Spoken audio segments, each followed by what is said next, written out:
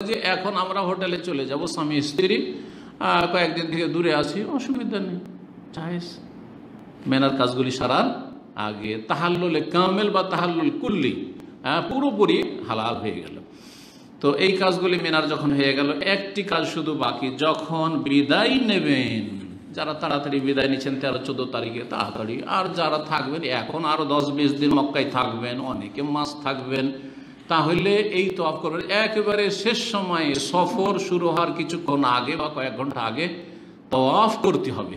নবী সাল্লাল্লাহু আলাইহি ওয়াসাল্লাম বলেছেন, লা ইয়ানফারিন্না আহাদুকুম হাত্তা ইয়াকুন আখিরু আহদিহিম বিল বাইত, তোমাদের কেউ যেন এখান থেকে বিদায় না নেয় হজ করে। উমরার ক্ষেত্রে মুস্তাহাব বলা যেতে পারে, কিন্তু কোনো জরুরি নাই, আর না করলেও কোনো অসুবিধা নেই। কিন্তু হজের ক্ষেত্রে এই তওয়াফের নাম কি?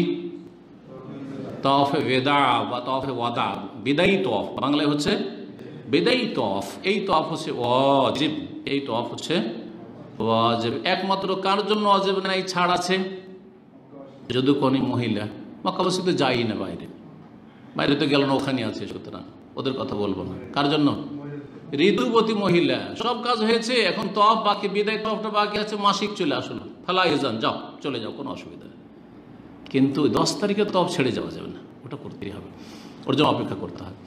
আর তার জন্য নফাসা, বাচ্চা ভূমিষ্ঠ হয়ে গেছে, বাচ্চা ভূমিষ্ঠ হওয়ার পরে যে প্রসূতির রক্ত, সেটা যদি আসে তাহলে ওই অবস্থায় তওয়াফ করতে পারছে না, সুতরাং তখনও মাফ। জি, তো এই বিদায় তওয়াফ করে তারপরে দেশে চলে যাবে। এই ছিল সংক্ষেপে হজের আলোচনা। আল্লাহ রাব্বুল আলামিন যেন আমাদেরকে বারবার বাইতুল্লাহ পর্যন্ত পৌঁছার তৌফিক দান করেন, ওমরাতে, হজে এবং সালাত পড়ার জন্য মসজিদে হারামে, মসজিদে নববীতে। একটি কথা আর বলে নিই যে মসজিদ নববীর সাথে হজের কোনো সম্পর্ক, এতক্ষণ যে হজের আলোচনা শুনলেন, মদিনার সাথে হজের কোনো সম্পর্ক আছে? নেই। তাহলে কেন আমাদের দেশের লোকের মনে করে 40 ওয়াক্ত পড়তে হবে? এই 40 ওয়াক্ত মদিনায় এসে পড়তে হবে, হজে এসে, এটা জাল হাদিসের উপর ভর করে, জাল জয়ীফ হাদিসের উপর নির্ভরশীল করে তারা ফতোয়া দিয়ে থাকে, ভুল ফতোয়া, যার ফলে 7 দিন 8 দিন থাকা, 5 8 40, 8 দিন থাকা তারা জরুরি মনে করে। আর এই মর্মে যেসব জাল মৌজু হাদিসগুলো রয়েছে, মান হাজ্জা ফালাম ইয়াজুরনি, কেউ যদি হজ করে আর আমার সাথে দেখা সাক্ষাৎ না করে, আমার জিয়ারত না করে, ফাকাত জাফানি, সে আমার সাথে দুর্ব্যবহার করলো, সব এই মর্মে হাদিসগুলি মৌজু, জাল। আল্লামা ইবনে বাজ রহমতুল্লাহ আলাইহি আর অন্যান্য মুহাদ্দিসিনরা বলেছেন, সুতরাং এসব জাল কথার আমল করবেন না। আল্লাহ রাব্বুল আলামিন যেন সহিহ শুদ্ধ হজের তৌফিক দান করেন, এবং আল্লাহ রাব্বুল আলামিন হাজী সাহেবরা যারা আসবেন, আল্লাহ তাদেরকে যেন হেফাজতে রাখেন।